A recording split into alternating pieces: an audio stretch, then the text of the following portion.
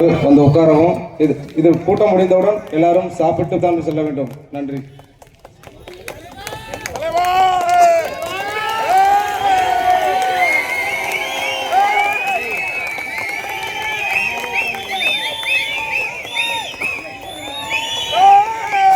வெள்ளட்டும் பட்டியல் வெளியேற்றம்,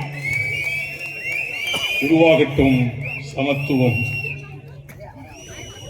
மாபெரும் எழுச்சி பொதுக்கூட்டத்துடைய தமிழக மக்கள் முன்னேற்ற கழகத்துடைய மாவட்ட செயலாளர் அருமை சகோதரர் ராஜபாண்டியன் அவர்களே, கிழக்கு மாவட்டத்துடைய செயலாளர் சுரேஷ் பாண்டியன் அவர்களே, மேற்கு மாவட்டத்துடைய தலைவர் காளிதாஸ் பாண்டியன் அவர்களே, கிழக்கு மாவட்டத்துடைய தலைவர் ராஜசேகர் அவர்களே, பரமக்குடி ஒன்றிய செயலாளர் சந்திரசேகரன் அவர்களே, மாவட்ட இணைச் செயலாளர் மேற்கு மாவட்டத்துடைய திருப்பதி அவர்களே, எனக்கு முன்பாக கருத்துரையாற்றி சிறப்பாக கருத்துக்களை எல்லாம் உங்களுக்கு எடுத்துரைத்து மாநில துணை பொதுச் செயலாளர் வழக்கறிஞர் அருமை சகோதரர் சண்முக சுவார் அவர்களே, அரியதொரு கருத்துக்களை எல்லாம் சரித்திரத்தை எடுத்துரைத்து உங்கள் முன் அமைந்திருக்கின்ற மாநில துணை பொதுச் செயலாளர் நளினி சாந்தகுமாரி அவர்களே, மாநில கொள்கை பரப்பு செயலாளர் கோபாலகிருஷ்ணன் அவர்களே, மண்டல செயலாளர் எம்ஜி திரவியம் அவர்களே, மாநில விவசாய அணி செயலாளர் திரு எஸ்.எம். சேகர் அவர்களே, நன்றியுரை வழங்க இருக்கின்ற பாரதிதாசன் அவர்களே, மற்றும் இங்கே திரளாக குழுமி இருக்கின்ற என் உயிரில் மேலான சமுதாய சொந்தக்காரர்களே, அன்பு தாய்மார்களே, சகோதர சகோதரிகளே, உங்கள் அத்துணை பேருக்கும் தமிழக மக்கள் முன்னேற்ற கழகத்தின் சார்பிலேயும் அகில இந்திய தேவேந்திர குல வேளாளர் சங்கத்தின் சார்பிலேயும் மாலை வணக்கத்தை அனைவரிடம் சமர்ப்பிக்கின்றேன். இதுக்கு முன்னால பேசுறாங்க நிறைய. இந்த வரலாறு என்பது சாதாரண விஷயம் கிடையாது. கிட்டத்தட்ட 45 வருஷத்துக்கு முன்னால நான் பகுதிகளெல்லாம் சுற்றுப்பயணம் வரும் பொழுது அப்பவே நான் சொன்னேன், நான் எஸ்சி கிடையாது, என்னை பார்த்தா தெரியுதான்னு கேட்டேன், தெரு கேட்டேன். அப்பவே கேட்டேன், இப்ப நான் கேட்கிறேன், நான் எஸ்சியே கிடையாது, தேவேந்திர குல. சத்தமா சொல்லணும். எங்க கேட்கணும்? சென்னைக்கு கேட்கணும்.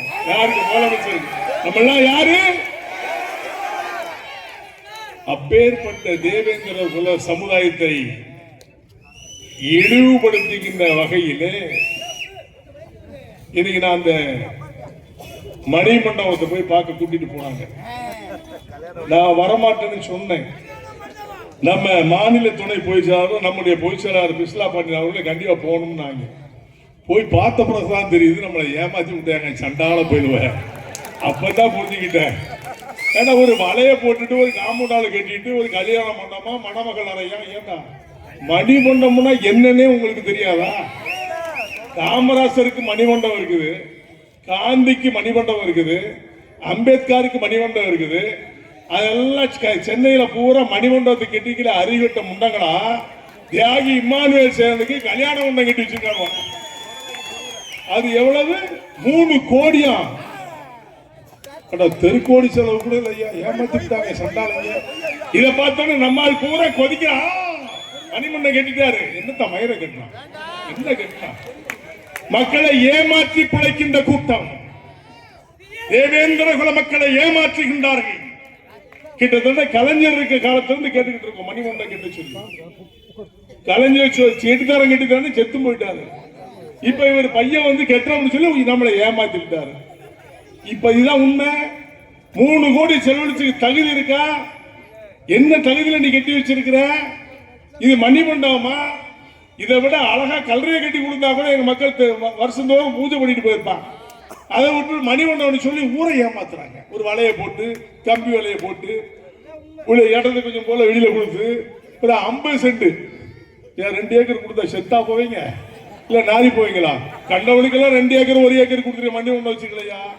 அதுக்கு காரணம் நாம் தான். இந்த தேவேந்திர குல மக்களை எப்படியெல்லாம் அரசியல்வாதி ஏமாத்துறாங்கிறத நீ சிந்திச்சு பார்க்கணுங்கிறத நான் சொல்ல வரேன். இப்படிதான் ஏமாத்துறான்.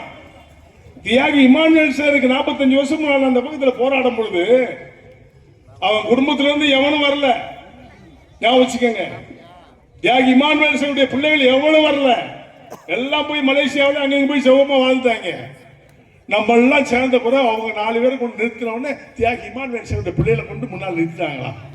செத்தவன் பாடுபட்டவன் என் சொந்தக்காரையா, இந்த மக்களையா, தேவேந்திர வேளாளரையா, என்னை போன்ற தொண்டர்களையா, இந்த மக்கள் எல்லாம் சேர்ந்து பூஜிக்கின்ற கடவுள் தான் தியாகி இமானுவேல் சேகரன். அந்த பிள்ளைகளுக்கு வேண்டி நாங்க போராடல, அவளை கொண்டு போய் முன்னால் நிறுத்துற உடனே ஒட்டுமொத்த சமுதாயம் பின்னால போயிருமா. என்ன நினைப்பு பாரியா, இன்னும் அந்த காலத்திலிருந்து நம்மளை இப்படியே ஏமாத்திட்டே தான் இருக்கணும்னு நினைக்கிறான். இதுதான் நிலை. நம்ம இன்னும் ஏமாறணுமா என்பதை எண்ணி பார்க்கணும். தேவேந்திர குல வேளாளர்கள் அரசாணை பெறுவதற்கு எவ்வளவு கஷ்டப்பட்டோம். எத்தனை பள்ளர்கள் பல பிரிவுகளா கிடந்தோம். ஒவ்வொரு பகுதியிலும் பல பிரிவுகள். ஆத்த பள்ளம், அம்பி பள்ளம், கோழி பள்ளம், ஜோலி பள்ளம், கணக்க பள்ளம், மூப்பு பள்ளம், இடைய பள்ளம், கணக்க இப்படி நிறைய பள்ளம். நான் அப்பவே சொன்னேன், நம்ம எல்லாம் ஒரு தாய் பெற்றெடுத்த தேவேந்திர குல வேளாளர் அப்படின்னு சொன்னேன். அப்ப நம்மளே என்ன கேள்வி பண்ணா, என்ன சொன்னா, என்னையா தேவேந்திர குல வேளாளர் புதுசா ஒரு கதை சொல்றாருன்னு சொன்னா. இன்னைக்கு ஒட்டுமொத்த தமிழ் சமுதாயம் தேவேந்திர குல வேளாளர்கள்லாம் உண்டாக சேர்ந்து 7 உட்பிரிவுகளை உள்ளடக்கி அரசாணை நம்ம கொடுத்துட்டாங்க. யார் கொடுத்தா? யார் கொடுத்தா? பாரத பிரதமர் மோடி அவர்களால் கொடுக்கப்பட்டது. அன்றைய முதல்வர் எடப்பாடி அவர்களால் பரிசீலனை செய்யப்பட்டு சட்டமன்றத்தில் விவாதம் வைத்து அதன் அடிப்படையில் நமக்கு கொடுக்கப்பட்டதுதான் தேவேந்திர குல வேளாளர். சும்மா ஒண்ணு கிடைச்சல, நம்ம எல்லாம் போறோம், நீங்கள் நானும் போராடணும். இதை தேவேந்திர குல வேளாளர் வச்சுட்டோம். அதுல ஒரு பேர் நம்ம ஊடுதட்டுல ஒருத்தன் வந்தான், அவன் 6 பிரிவு. நான் தான் தெளிவா சொன்னேன் 7 பிரிவுன்னு சொன்னேன். அவன் 6ன்னா நான் 7 7 வெற்றி. அதான் திரு நரேந்திர மோடி அவர்களால் அழைக்கப்பட்டது என்பது பெருமையாக சொல்லிக் சமுதாயத்தை சீர்குலைப்பதற்காக வருகின்ற கூட்டங்கள் நிறைய. இப்ப கிட்டத்தட்ட ஒரு அமைப்பு, தேவேந்திர குல அமைப்பு கிட்டத்தட்ட ஒரு 100 அமைப்பு இருக்குன்னு நினைக்கிறேன். 2 பேர் கஞ்சாவத்துக்கு ஜெயிலுக்கு போனான்னா அவன் தலைவன். எங்கேயாவது ரோட்ல போய் ஒருத்தனை வெட்டினாம்னா அவன் தலைவன். எங்கேயாவது திருடி மாடு திருடி ஆடு திருடி போனா அவன் தலைவன். என்ன இவன் தேவேந்திர குல தலைவன், தேவேந்திர கூட்டமைப்பு. எப்பா என்னையா நீங்க சமுதாயத்தை கூறு போட வேண்டாம். தேவேந்திர சமுதாயம் வீரமிக்க சமுதாயம். சேர சோழ பாண்டிய வர்க்கத்திலே பிறந்த என் குலம். இந்த குலத்தை கூட ஒருத்தன் பேசுறான் போன வாரத்துல. சேர சோழ பாண்டியன் தமிழனே இல்லைங்க, நான் ஒரு அரசியல்வாதி யாருன்னு உங்களுக்கு தெரியும் நினைக்கிறேன். தமிழன் அவன் தமிழன் இல்லை சொன்னால் சொல்லுகின்றவன் தமிழனா என்பதை அவன் யோசித்து பார்க்க வேண்டும். சேர வரலாறு இருக்குது. தமிழர்களால் கட்டப்பட்டது கம்போடியாவிலிருந்து எல்லா அனைத்து உலக நாடுகளும் பரவி கிடைக்கின்ற கோயில்கள் எல்லாம் சேர சோழ பாண்டியன் தமிழனால் கட்டப்பட்டது என்பது உண்மையாக இருக்கிறது. அதை ஒருத்தர் அரசியல்ல பேசுறான், சேர சோழ பாண்டியன் தமிழனே கிடையாது, ஏன்னா உனக்கு அங்க வேலையே கிடையாது. இப்படி பேசுறான் அரசியல்வாதி ஒருத்தர் பேசுறாயா. இத முட்டாளர்களை போயிடுச்சு என்ன பண்றது? அவனோட தான்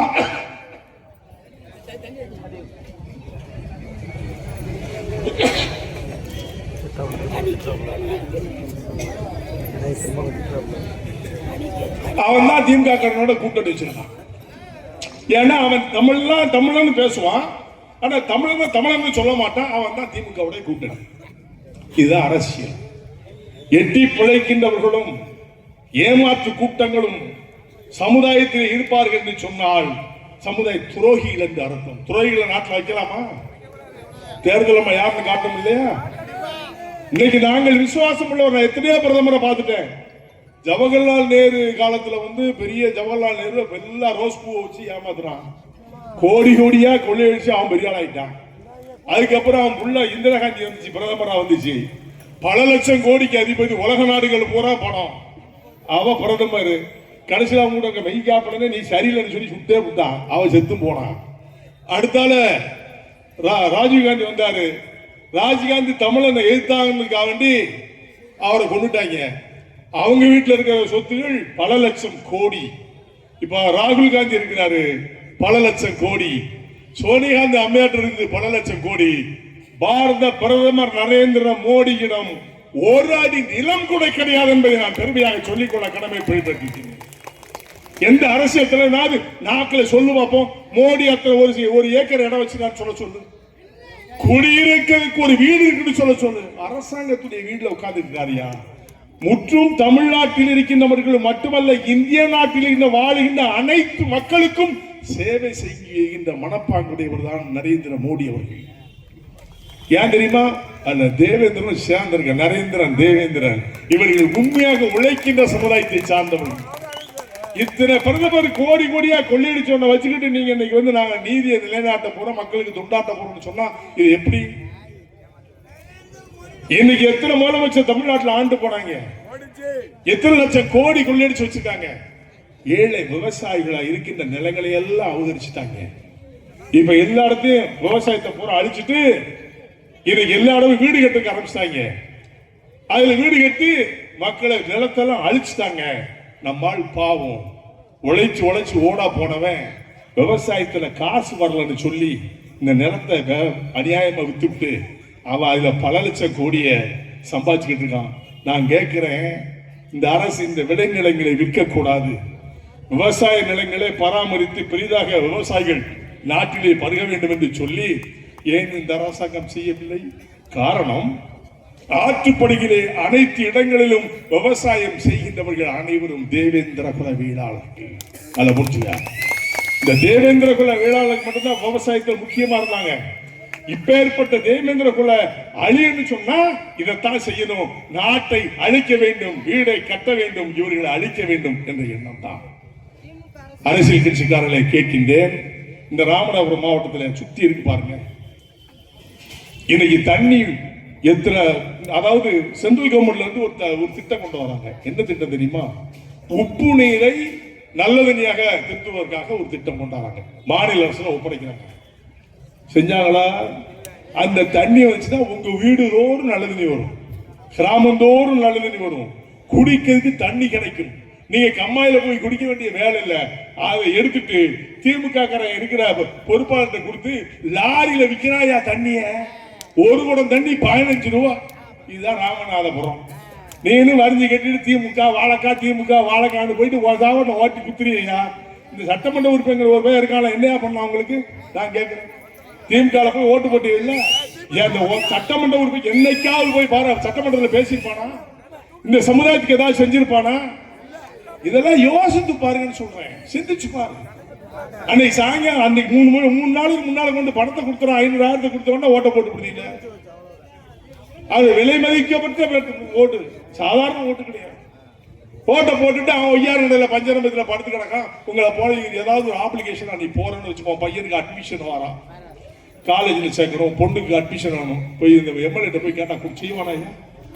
செய்திருக்கான இதுவரை செஞ்சிருக்கானுங்களா? எவனும் செய்ய மாட்டான். ஏன்னா நீ விவசாயி. ஒட்டுமொத்த சமுதாயத்தில் இருக்கின்ற அனைவரும் விவசாயிகள், உழைக்க பிறந்தவர்கள். இதையெல்லாம் அடித்து நொறுக்க வேண்டும் என்று சொன்னால் சமத்துவம் வளர வேண்டும். சமத்துவம் என்று சொன்னால் ஜாதி மத பேதமின்றி நாம் எல்லாம் ஒன்று, ஒரு தாய் மக்கள் என்று சொல்லக்கூடிய நிலையை உருவாக்க வேண்டும். அதை தான் தமிழக மக்கள் முன்னேற்ற கழகம் விரும்புகிறது. சமத்துவத்தை உருவாக்க வேண்டும். நான் என் விரல் அறுத்துக்கிட்டோம்னா ரத்தம் சிவப்பா தான் வரும்.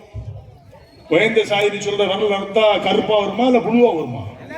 எல்லாம் சிவப்பு ரத்தம் தானே. நீ வெட்டினா அருவா, நான் வெட்டினா வெட்டாதா? வெட்டத்தானே செய்யும். அப்புறம் என்னையா தாண்ட உயர்ந்தவன் காட்டுற? எல்லோரும் மனிதர்கள், அனைவரும் உயர்ந்தவர்களே. அனைத்து மனிதர்களும் உயர்ந்தவர்கள் தான். யாரும் குறைந்தவர்கள் தாழ்ந்தவர்கள் அல்ல. ஆனால் உழைப்பால் உயர்கின்றவர்கள் சமுதாயம். என் மக்கள், என் குலம், இதை பார்த்து இழிவுபடுத்த கூடாது என்பதற்காகத்தான் நாங்கெல்லாம் எஸ்சி கிடையாதுயா, பட்டியல இருந்து வெளியில போன்னு சொல்றோம். நம்மளாம் எஸ்சியா? எவனாவது சொன்னா அவ்வளவுதான் சொல்லிட்டேன். நாக்கு அறுப்பு வருது. நான் எஸ்சி கிடையாது. நான் பல திருப்பு மீட்டிங்ல சொல்லிருக்கேன். நம்மளாம் எஸ்சி கிடையாது. எவனா சொன்னா ஒத்துக்கிறாத. நாம் தேவேந்திர குல சாதாரண ஆள் கிடையாது. எந்திர வம்சத்துல வந்தவங்க. எல்லா கோயிலையும் பரிவட்டம் இருக்குது. திருச்செந்தூர்ல பரிவட்டம் இருக்குது. அதை மறைச்சிட்டானோ, மேற்குவாசல மூடிட்டாங்க. அது நம்மளுக்குள்ள அண்ணன் தம்பி சண்டை தான். அந்த அண்ணன் தம்பி சண்டையில ஒரு வருஷம் நீ கொண்டாடு, ஒரு வருஷம் நீ கொண்டாடு சொல்லி அப்ப இருக்கிற முனிசிபல் கோர்ட்ல தீர்ப்பு வந்துச்சு. நம்ம அண்ணன் தம்பி சண்டைக்குள்ள அது அன்னைக்கு முன்னும் இன்னைக்கு வரைக்கும் திறக்கலையா? சண்டாளங்க இன்னும் திறக்கல. பழையில மண்டுமுடி கிட்டத்தட்ட 50-60 வருஷத்துக்கு முன்னாலே இருந்திருக்கு. அதை மீட்கிறதுக்கு நான் பட்ட பாடு எனக்கு தான் தெரியும். இப்ப 29 வருஷம் நடத்திக்கிட்டு இருக்கோம். எல்லாரும் வாரீங்களா? வடிஞ்சு கேட்டுக்கிட்டு நம்ம மச்சான் முருகனை பார்க்க வாரீங்கல்ல, நம்ம சொந்தக்காரன் தானே.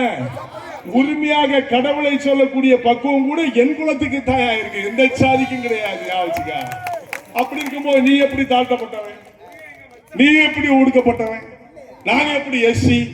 இதையெல்லாம் மாத்தன்னு சொன்னால், அரசியலில் அங்கீகாரம் பெற வேண்டும் என்று சொன்னால் நீங்கள் ஒற்றுமையாக இருக்க வேண்டும். மாற்றானுக்கு மணி தூக்க கூடாது, மாற்றானுக்கு அடியாளாக கூடாது, மாற்றானுக்கு கூச்சா தூக்க கூடாது, மாற்றானை விரட்டி அடிக்க வேண்டும். நான் உன் சொந்தக்காரன், நீ எனக்கு சொந்தக்காரன். நான் செத்தா நீ வருவேன், நீ செத்தா நான் வருவேன். இந்த களமணிப்பை எவனாவது வருவானா? வருவான். தேர்தல் நேரத்தில் செத்து போனாங்க, ஒரு மாலையை போட்டு இப்படியே கொஞ்சம் நிற்பான். நான் பார்த்துக்கிறேன் மைத்த பாப்படி எல்லாம் பார்த்து என்ன புரோச்சனம்? இந்த சமுதாயத்தை ஏமாற்றி ஏமாற்றி பிழைக்கின்ற கூட்டங்கள் தமிழ்நாட்டிலே அதிகமாக இருந்து கொண்டிருக்கிறது. அதையெல்லாம் அகற்ற வேண்டும் என்று சொன்னால் வரும் தேர்தலிலே நாம் பாடம் புகட்ட வேண்டும். நான் வச்சுக்க நன்றி உள்ளவராக தேவேந்திர குல வேளாளர் இருக்க வேண்டும். தேசிய ஜனநாயக முற்போக்கு கூட்டணியை நான் என்னை இணைத்திருக்கின்றேன் என்று சொன்னால் என்னுடைய மக்கள் அனைவரும் ஒட்டுமொத்தமாக அவர்களுக்கு வாக்களிப்பார்கள் என்ற நம்பிக்கையோடு இணைந்திருக்கின்றேன். அங்கே வாக்கின் மூலமாக பட்டியலிருந்து வெளியே செல்வதற்கு நாம் ஆதரவு கிடைப்போம். பட்டியலிருந்து வெளியே செல்வோம். இந்த ஆட்சி இருக்கும் வரை நமக்கு பட்டியல் வெளியேற்றம் கிடைக்காது, கிடைக்காது, கிடைக்காது. அப்ப அதுக்கெல்லாம் முற்றுப்புள்ளி வைக்கணுமா வேண்டாமா? வைக்கணும். ஆனா அனைத்து ஜாதி சமுதாய தலைவர்களும் நம்ம பட்டியலிருந்து வெளியில போறதுக்கு ஆதரவு சொல்றாங்க. எல்லா ஜாதியும் சொல்லுது. அவங்க கேட்பது நியாயம் தானையா? தொழில் ரீதியா பார்த்தாலும் அவன் வசந்தவன், வேலை வழக்கில பார்த்தாலும் அவன் தான் வசந்தவன், உழைப்புல பார்த்தாலும் அவன் தான் வசந்தவன். இவனுக்கு கொடுக்கறதுல உங்களுக்கு என்னையா நோக்காது, கொடுங்கன்னு சொல்லி பிற சமுதாயத்துக்கார தலைவர்கள் நமக்கு சொல்றாங்க, ஆதரவு கொடுக்கின்றார்கள். ஆனா அரசாங்கம் கொடுக்க மாட்டேங்குது. கேட்க நம்மள சலுகை போயிடும். என்ன சலுகை போயிடுச்சு? நான் உழைச்சு நான் சாப்பிடுறேன், நீங்க உழைச்சு நம்ம சாப்பிடுறோம். இந்த புயலோட நமக்கு சோறு போடுறான். அப்புறம் என்னத்துக்கு சலுகை பத்தி பேசுறீங்க? ஜனநாயகத்திலே உழைக்கின்ற சமுதாயம் உருப்படியாக வேண்டும் என்று சொன்னால் விகிதாச்சாரப்படி என்னுடைய சமுதாயத்தை கணக்கிட்டு பாரு, எத்தனை லட்சம் பேர் இருக்கான்னு பாரு.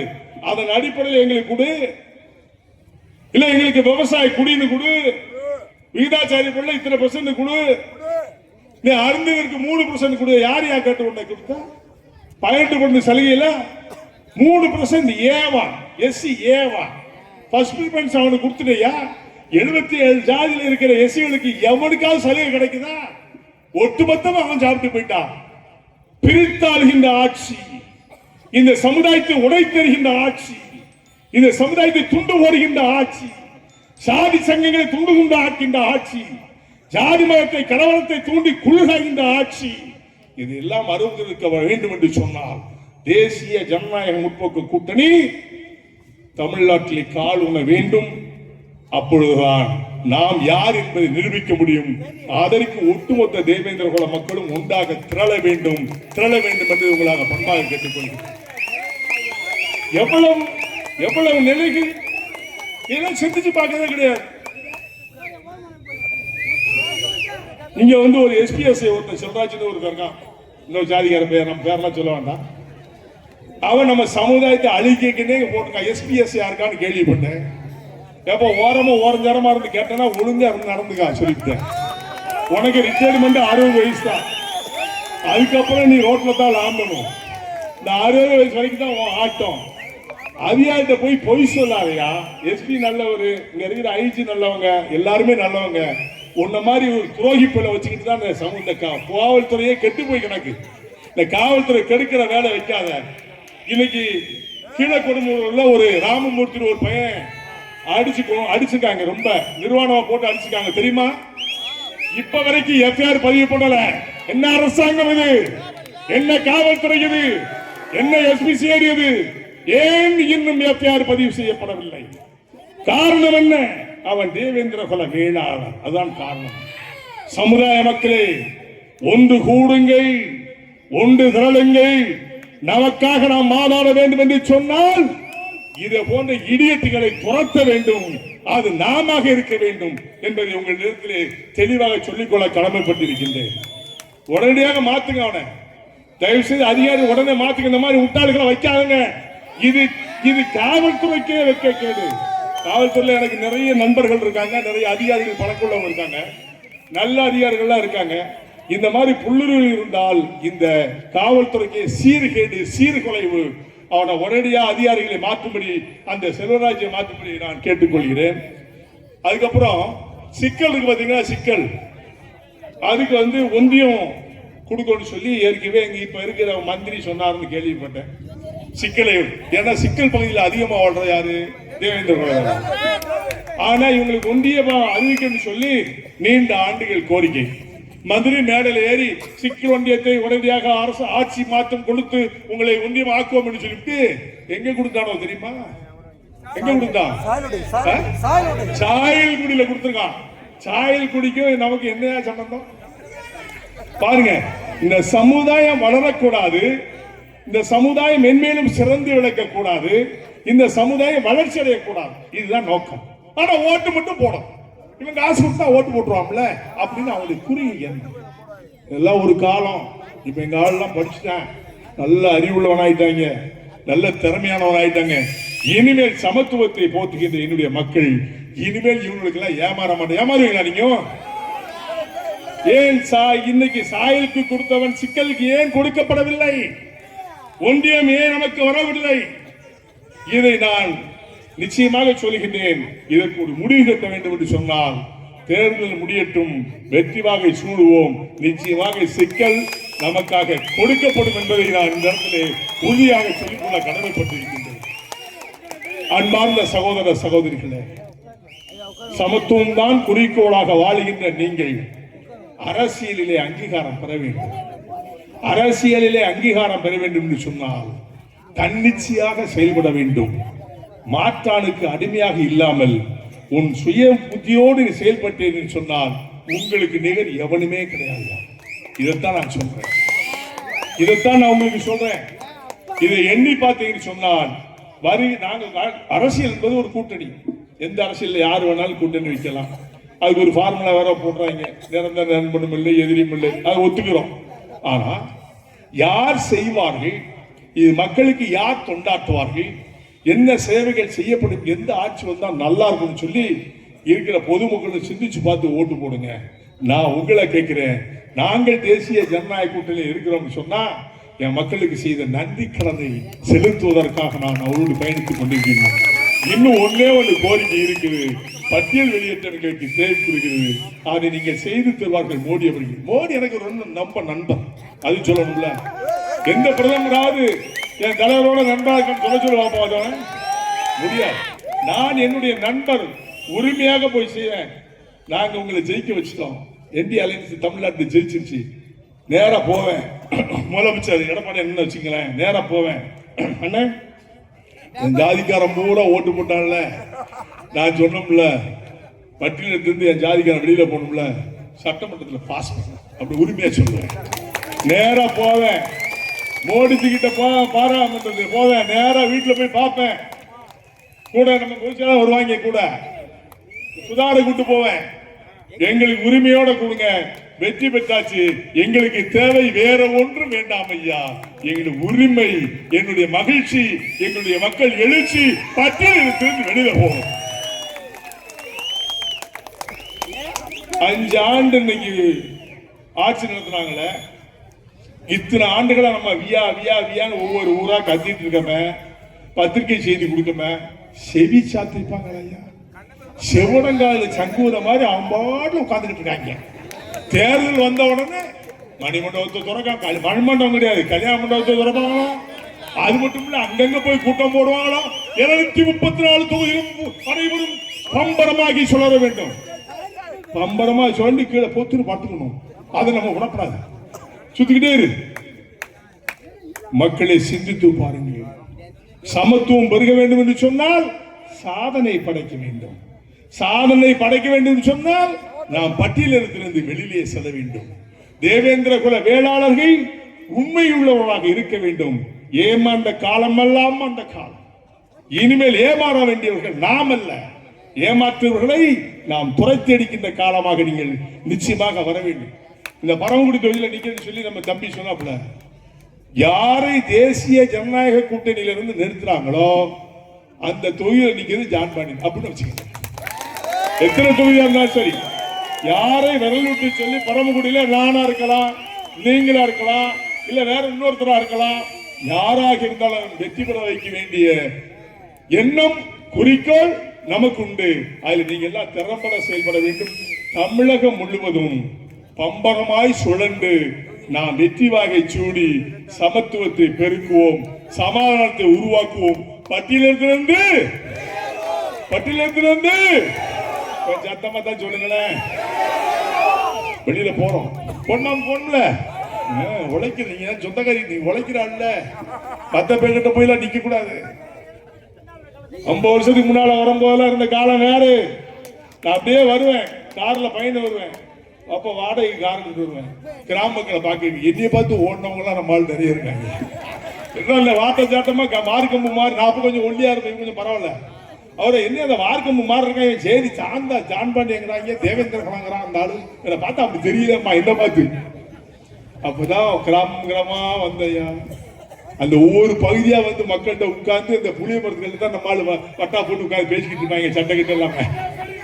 அங்க போய் உட்கார்ந்து பேசுவேன், பேசிக்கிட்டு சொல்லுவேன், நான் உங்க சாதிக்காரையா, சொந்தக்காரன், டீசல் கார் கூட ஒரு பேர் தரமாட்டான், ஓசில ஒரு கார் எடுத்துட்டு வந்து உங்களை பார்க்க. அப்பதான் நான் சொன்னேன், இந்த கொடியெல்லாம் ஏத்துங்கய்யா, கொடி இல்லாம இருக்கீங்க, இது சிவப்பு புகழ்ச்சி கொடி, நம்ம கொடி, இந்த கொடியை ஏத்துங்கன்னு சொன்னேன். அப்ப ராமநாதபுரத்துல பூரா பெரிய புரட்சி ஆச்சு. நான் வர்ற இடத்துலாம் நிறைய பேர் அருவாக்கம் போட நிற்பேன், இவனை கொன்னே ஆகணும், இவனை காலி பண்ணணும். அப்போ இளஞ்சிங்கம் இல்லையா, நம்மகிட்ட நெருங்க முடியுமா? அப்ப எனக்கு கல்யாணம் ஆகல. அப்ப நான் எதுனாலும் மூர்க்கத்தனமா போக மாட்டேன், நியாயமா போவேன். நம்ம ஊர் மக்கள்லாம் ஒரு பக்கத்தில் நிற்பாங்க அருவாக்கம் போடு, இன்னொரு பக்கத்தில் அருவாக்கம் போடு இருக்கும், போலீஸ் காவல்துறை பாவம் நடுவில் நிற்பாங்க. நான் ஒவ்வொரு ஊரா கொடியேற்றி வருவேன். அப்படி ராமநாதபுரம் மாவட்டமே கொடியேற்றி பட்டளி வீசி பறக்க வைத்து ஒய்யார நடையிலே பறக்கின்ற சமுதாயம் தேவேந்திர குலவியலால் பறக்க முடியாத நாள். அப்படி வந்துட்டு இருக்கும் போதுதான் ஒரு ரோட்டு ஓரத்துல சிக்கல் பக்கத்துல ஒரு மாடு மேய்ச்சிட்டு ஒரு பையனை பார்த்தேன்.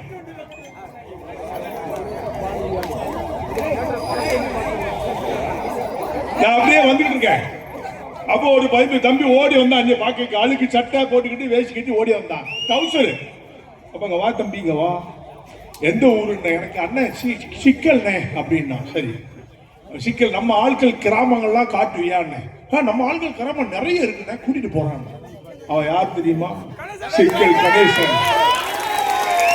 அப்பவே பேர் வச்சேன், சிக்கல் கணேச பாண்டியன் பேர் வையாண்ண. அன்றிலிருந்து அவனுக்கு சிக்கல் கணேச பாண்டியன் பேர் வச்சவையா. அப்படி நிறைய பாண்டியமாருக்கு பேர் வச்ச, எல்லா பேரும் தலைவன் ஆயிட்டு, அது வேற. அப்படி ஒவ்வொரு கிராமமா போய் கடைசியில காமக்கோட்டையில் ஒரு பெரிய கலவரம் 45 வருஷத்துக்கு முன்னால, மறந்துட்டு காமோட்டக்காரன் தான் தெரிஞ்சிருக்கும், 45 ஆண்டுகளுக்கு முன்னால் பெரிய கலவரம். அந்த கலவரத்தை பார்க்கறதுக்கு திருநெல்வேலியிலிருந்து கார்ல வந்தேன். எனக்கு கார் ஒரு பேரும் கொடுக்க மாட்டான், என் பேர் தான் பெரிய பேராச்சே. அப்ப நான் ஒரு கார்காரனை கூப்பிட்டு ஒரு கல்யாணத்துக்கு சாத்தூர் வரைக்கும் போகணும் வாயான்னு சொல்லி ஏமாத்தி கார்ல ஏற்றி கூப்பிட்டு வந்தேன். ரயில்வே கேட்ட தாண்ட உடனே எங்கேயா போறீங்கன்னு, இந்த காமக்கோட்டை உங்களுக்கு, ஐயோ என்ன விட்டுருங்கண்ணா. அப்பயே சொன்ன, உங்களுக்கு கொண்டு மரியாதை வந்துருக்கு அப்படின்னு சொல்லி அந்த கிராமத்துக்கு கூட்டிட்டு போனேன். கூட்டிட்டு போனா ஊரெல்லாம் வேலி போட்டு சுத்தி காவல் காத்து நிக்கிறாங்க, யாரும் உள்ள இறங்க கூடாதுன்னு சொல்லி என்னைய பார்த்துட்டாங்க. தலைவரை வாங்க வாங்கன்னு சொல்லி நான் கூட்டிட்டு போயிட்டு, ஐயா நீங்க நைட்டுங்க, நான் ஒரு 10 பேரோட தான் போயிருந்தேன், ஒரு 4-5 பேரை மட்டும் அங்க விட்டுட்டு நான் கிளம்புறேன்னு சொல்லி இங்க வந்து உங்க ஏரியாவுக்கு பரமக்குடிக்கு வந்தேன். அங்க இருந்து நடந்தே வந்தேன், அவங்க காரை விட்டு ஓடிப்பிட்டாங்க. நடந்தே வந்து காமக்கோட்டை எங்க இருக்கு, நம்ம ஊர் எங்க இருக்கு பாருங்க. நான் வந்து பொன்னியாபுரத்து கிராமத்துக்குள்ள போறேன், எல்லா வீடும் இருட்டா இருந்துச்சு. அப்ப நான் ஒரு தண்ணி தாகம், பசி வேற கண்ணை பொத்துது. ஒரு வீட்டுல போய் கொஞ்சம் தண்ணி கொடுக்குமான்னு கேட்டேன், தண்ணி தந்தாங்க. கொஞ்சம் நான் தூங்கலாமான்னு கேட்டேன். என்ன பண்ணாங்க தெரியுமா? ஒரு மாட்டு கொட்டையில படுக்க போட்டாங்க என்னைய. அப்பயே நினைச்சேன், பரவாயில்ல ஏசுனார் வாரிசு, நம்ம அந்த வாரிசு நம்ம பிறந்துக்கும் பொழுது. அதனால மாட்டு கொட்டையில படுக்க கொசு போட்டு கொண்டு எடுத்துச்சு. விடிய விடிய சொல்லிக்கிட்டு இருந்தேன். காலையில இருந்து பஸ் ஏறி மதுரை போயிட்டேன். இது வரலாறியா? சும்மா இந்த சமுதாய புரட்சி என்பது சாதாரண விஷயம் அல்ல, சாதாரண விஷயம் அல்ல. அதே மாதிரி கமுதி பக்கத்துல போனேன், வெள்ளையாபுரத்துல இருந்து தோப்படப்பட்டி வரைக்கும் எல்லா கிராமங்களும் போவேன். எல்லா கிராமத்து மக்களை எழுச்சி மகிழ்ச்சி உருவாக்கிச்சு. சிகப்பு பச்சை சிகப்பு பச்சை சிகப்பு பச்சை சொன்னார்.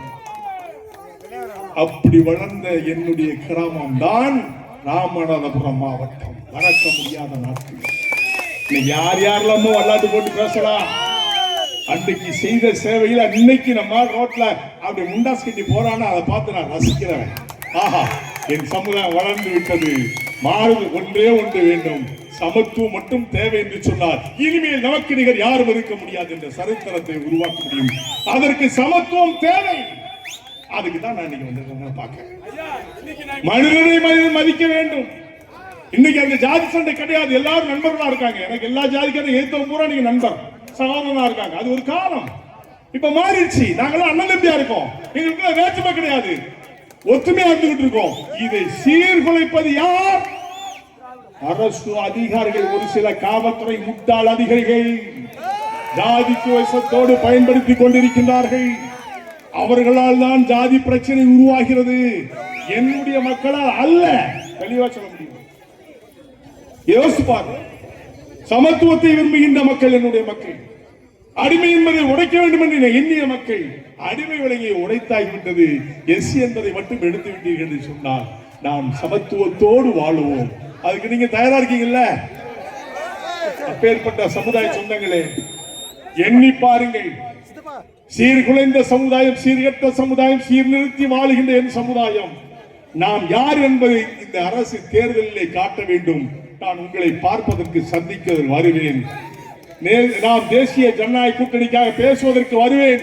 ஒட்டுமொத்த தேவேந்திர குல மக்களும் என் அருமை தாய்மார்கள் ஒன்றாக இணைய வேண்டும். மாற்றானிடத்திலே பிச்சை எடுக்க வேண்டாம். மாற்றானிடத்திலே காசு வாங்க வேண்டாம். நீங்க மனிதராக இருங்கள். உழைக்கின்ற சமுதாயம் நீங்கள். எத்தனை சமுதாயம் இருக்கியா? எந்த ஜாதியாவது போய் மண்டி பிச்சை எடுக்கானா, காசு கேட்கறானா? நீங்க தானே போறீங்க. எந்த கட்சி யார் 200 300 கொடுத்தாலும் வண்டியில் ஏறி போறீங்களே. அந்த வண்டி ஆக்சிடென்ட் ஆனா சாவுறது நீதானே, இந்த குடும்பம் அழிகிறது நீதானே. இதை பத்தி கொஞ்சமாவது யோசிக்கலாம். உழைச்சு சாப்பிடுறீங்க.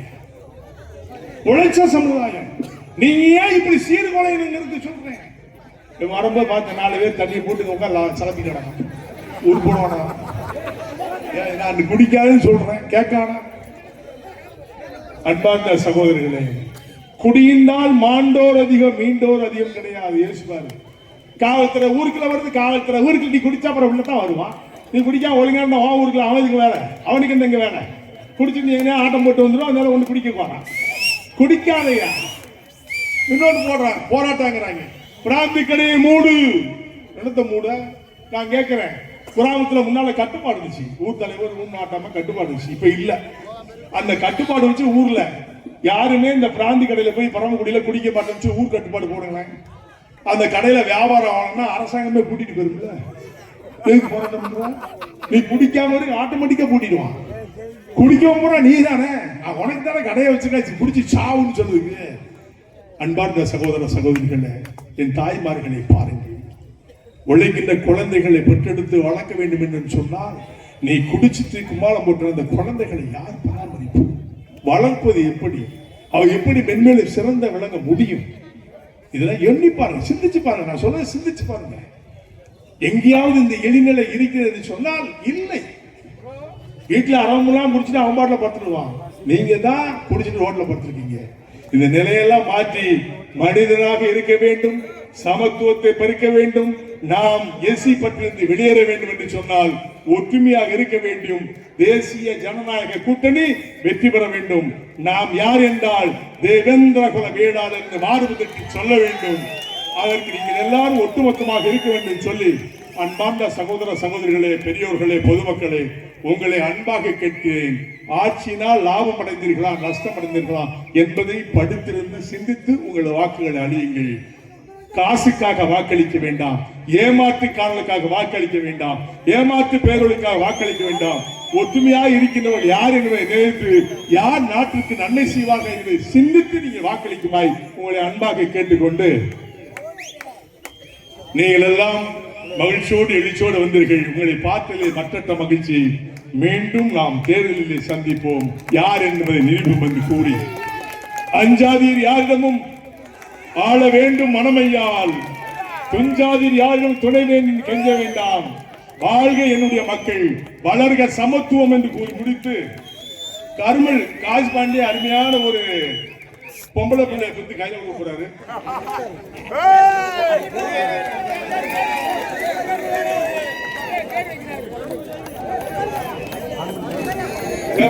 பேச ஆரம்பிச்சாங்க பாரு. கர்மல் கமல் பாண்டியன் சித்ரா அவருடைய தம்பதிக்கு மகிழ் யுனிகா என்று பெயரிட்டார். மகிழ் யுனிகா மகிழ்ச்சியோடு யூனிவர்சலா இருக்க என்னுடைய மனப்பூர்வமான வாழ்த்துக்கள். நன்றி, வணக்கம். கிராம தலைவர்கள், சங்க தலைவர்கள், தேவேந்திர உழவர்கள்